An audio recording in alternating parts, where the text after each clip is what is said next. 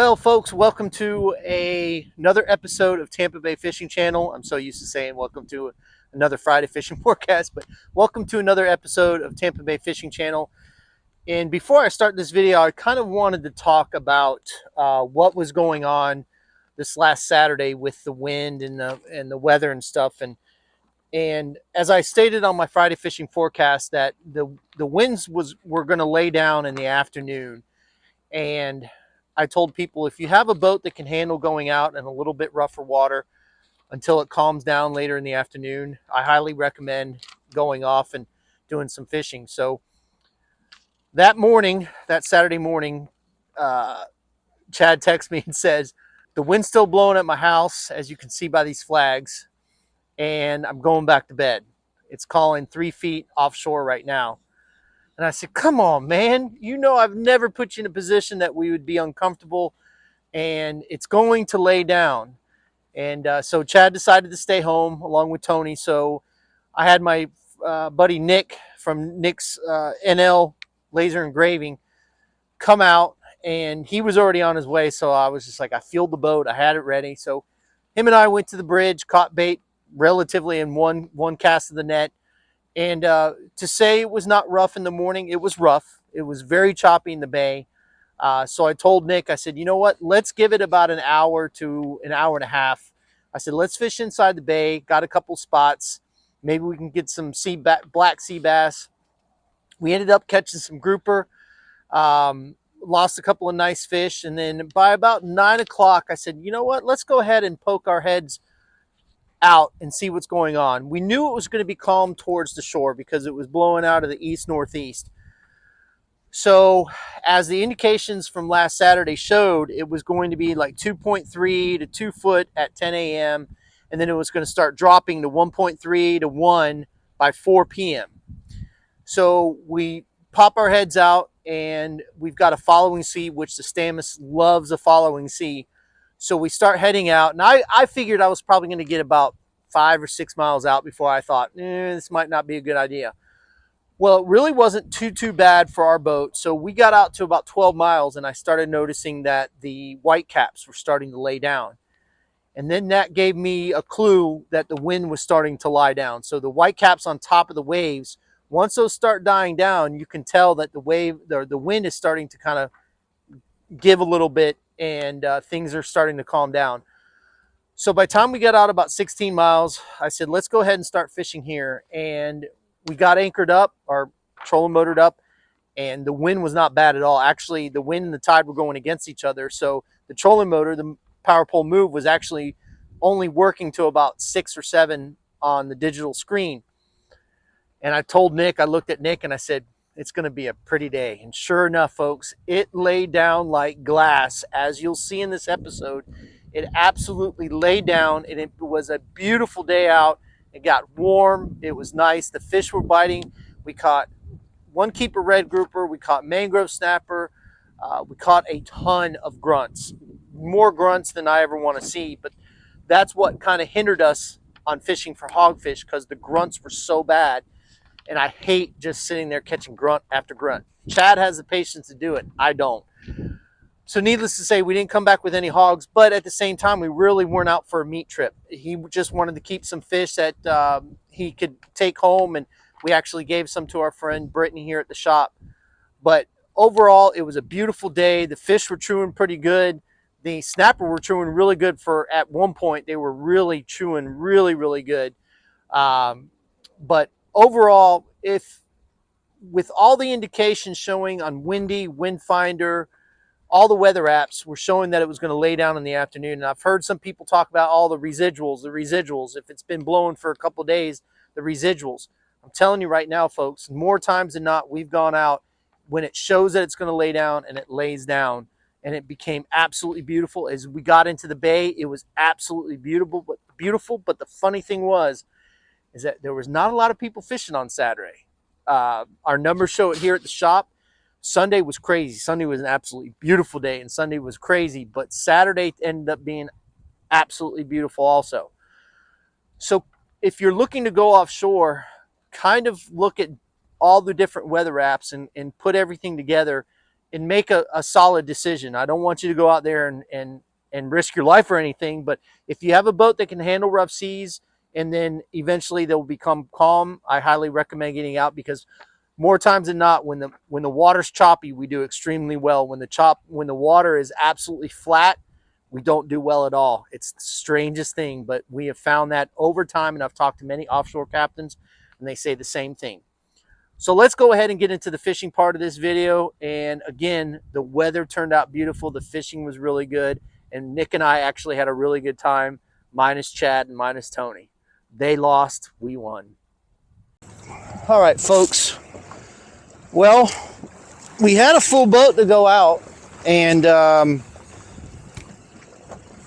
Chad texts me first thing in the morning, says, "Hey man, I'm going back to bed. The wind's blowing hard here, and it says it's 3 foot offshore." And I told him yesterday, I said, it's supposed to lay down.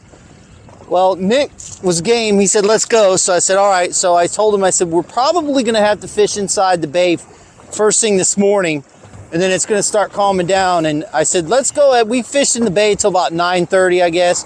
And I said, let's go stick our head out. We stuck our head out. Wasn't too bad along the coast, so we ran north up the coast and then came out.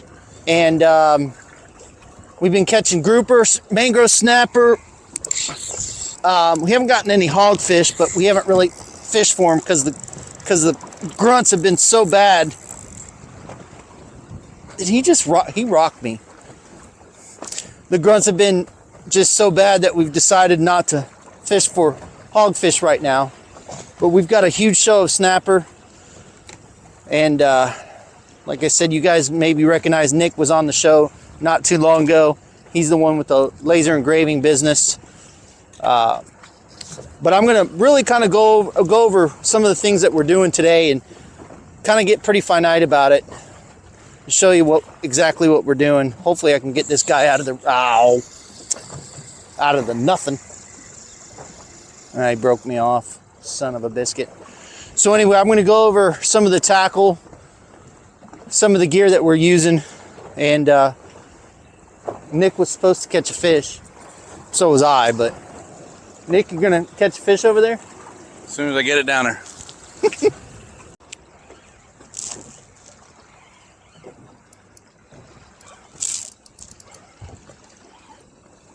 Yep, big old grunt.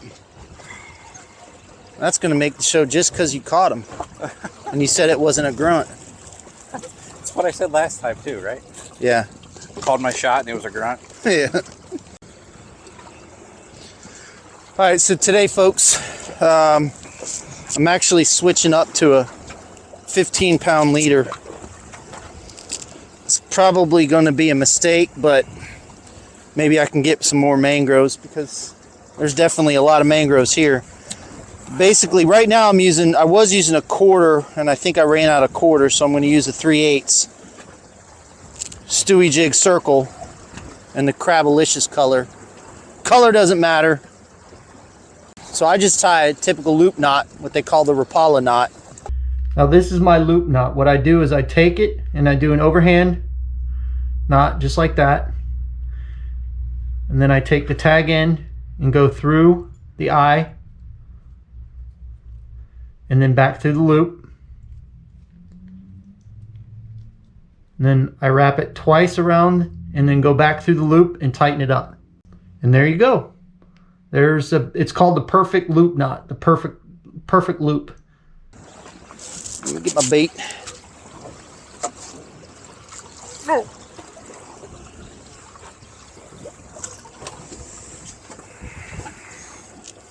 Come on, Nick. Come on, man.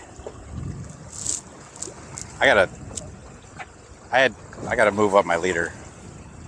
You got a what? I move up my leader. What are you using? 10? Oh, 10? Yeah. Yeah, you gotta move. That's a little light. I'm pulling a Todd, as light as you can go, right? Yeah, but that's a little too light. I think I have gone 10 before, but you gotta really loosen your drag. That's why you heard my drag, because I got it pretty loosened up. Maybe I'll loosen up some more. Woo, it's getting warm. Huh? It's getting warm. I know. The waves are dying down. Yep. It's getting warm. Chad, you're missing a beautiful Chad's day. Sitting on a couch, bored. Sucker.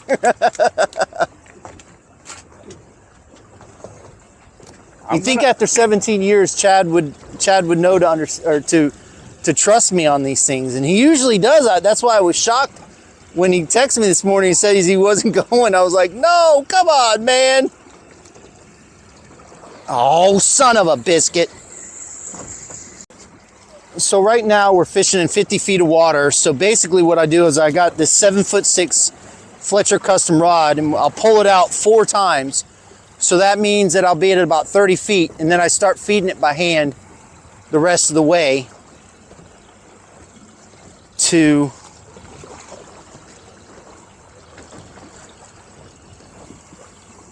three,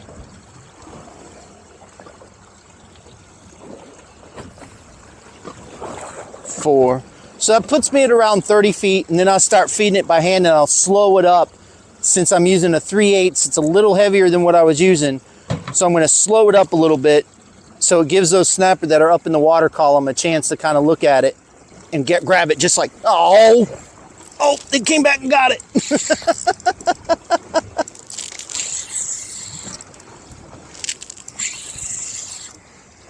But just like that, fishing, oh, it's a gag.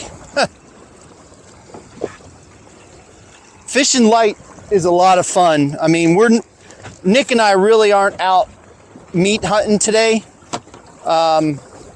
He said he just wants to keep a couple of fish, so we're just gonna go out and just have a good time and see what we can catch. But like I said, if you can lighten it up, it's gonna be a lot more fun. Yes, you'll lose some fish, but it's just more of a challenge.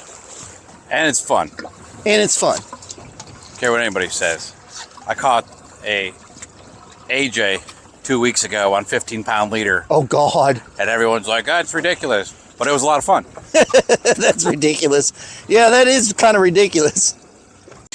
Just like that, folks. Got another one on. It's feeling snapperish, but because he'll dig and then he'll stop, and then he digs, but now he's acting a lot like a snapper. Ooh, that's a good one. Now, Nick, that one's the biggest of the day. That is a nice one. Not as nice as the one I'm about to catch. Yeah.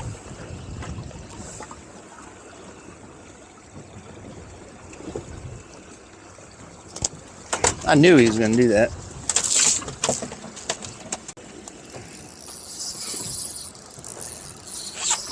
You still on 10? Yeah. I You might want to tighten it up just a hair. Just a little bit at a time.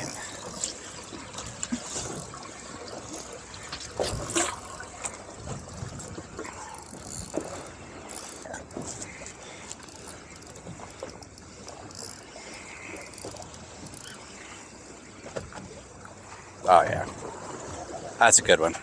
What is it? Oh yeah, there you go. See, folks, he lightened it up. Did he break it? Broke when I brought it in.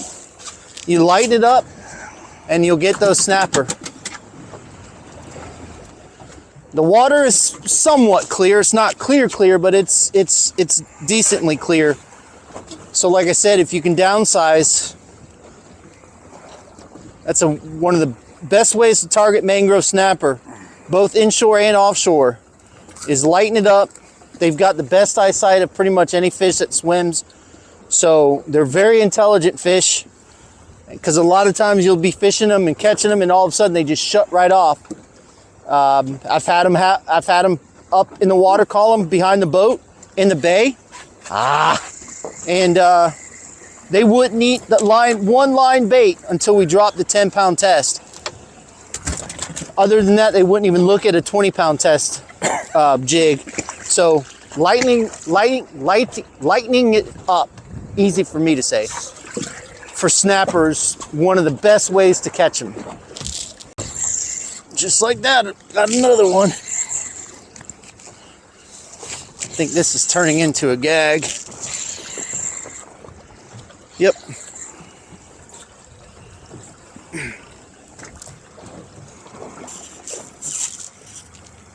Like I said, you're going to get those bycatches if you're targeting snapper.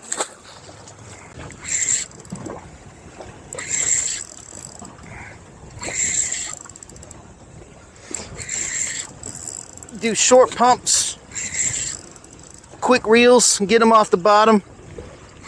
Oh, you need a... That's a keeper red grouper. Oh, Can you get the net? Yep. That's a keeper red grouper on a slacker jig. It wasn't even on the bottom. White bait? No, cut piece of sardine. I don't want to lift them because I have that light line. There you go. Look at that. Look at that. On the slacker jig.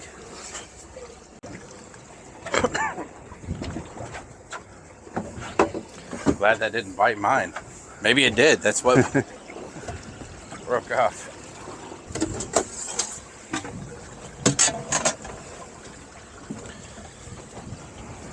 Yep. You want them? Yes, I do. All right. Grouper? Not my favorite of the groupers, but it's still delicious. What I really like is I've actually never caught a keeper red. No? Catch my own keeper red. Huh.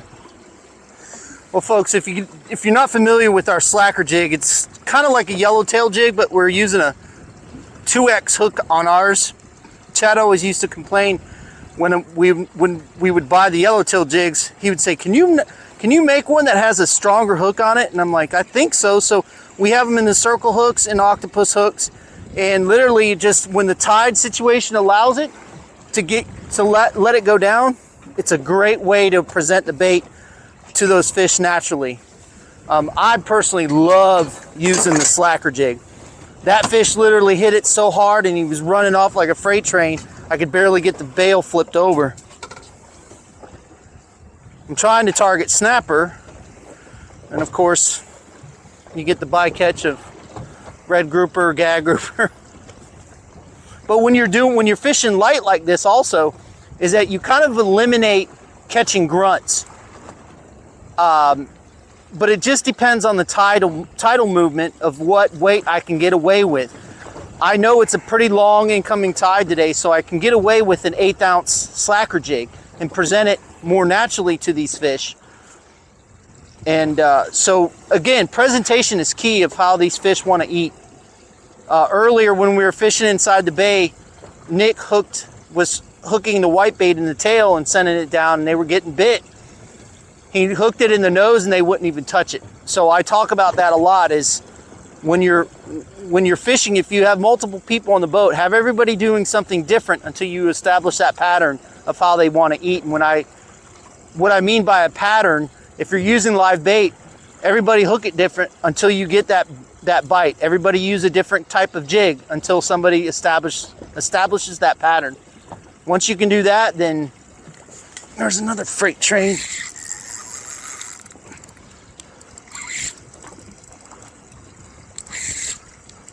Just like that, folks.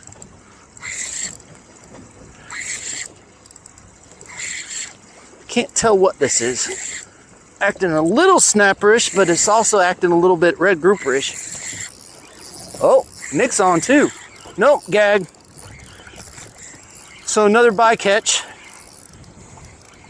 But using these small slacker jigs is a blast. Nice little grouper. Hey, remember I was saying I wanted to catch a keeper red grouper? Well, it's a miniature one. I got a baby one instead. Yep. Better not be no grunt. Oh, it's around. It just,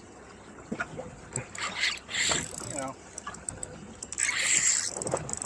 Do I have to show you how to catch other fish besides grunts?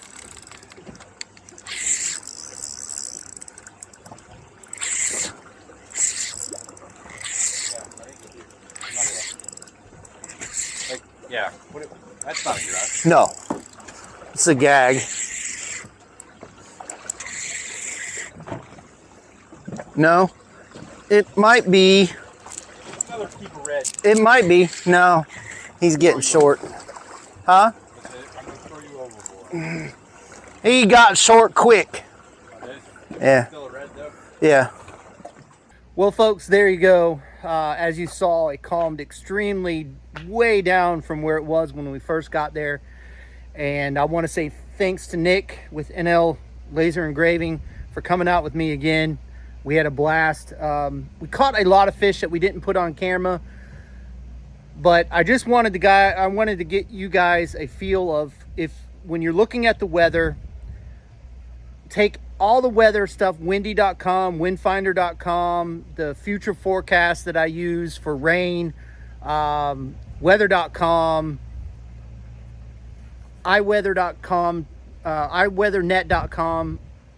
Utilize all of those, put everything into one basket, and try to make an educated decision if you want to go out or not. Don't risk your life. Don't make it not worth it. But if you can get away with it, a lot of times when they say it's going to die down, 96% of the time they've been right. It's died down and it's been absolutely beautiful. So I watch those religiously. I plan my trips around those. Also, with us talking about lightening up your gear, we were using as light as 10-pound test. I was using 15. I was catching some snapper. Nick caught some snapper. Again, we just kept enough for him for dinner and Brittany for dinner, so we didn't want to go out there and just fill the box because there was really no need to for us. But we had a great time. We fished in 50 to 55 feet of water this day. The water temperature was 65 degrees, but I guarantee now it's probably close to 70 degrees, if not above 70, because it's been beautiful the last few days, warm. So if you guys have any questions, feel free to shoot them through me through the comments or email us at info@tampabayfishingchannel.com. I love to hear your guys' suggestions, whatever we can do to make your experience watching this show better than what it has been before. I know we do a lot of the same stuff, but we have a lot of new people coming to the show. And again, I still try to plan on doing some bait trips. I'm probably going to do one tomorrow after I catch bait, do a quick bait trip, see what's going on. But again, I just want to say thank you to everybody for watching. We really, really appreciate it. Fish more, catch more, and we'll see you on the flip side.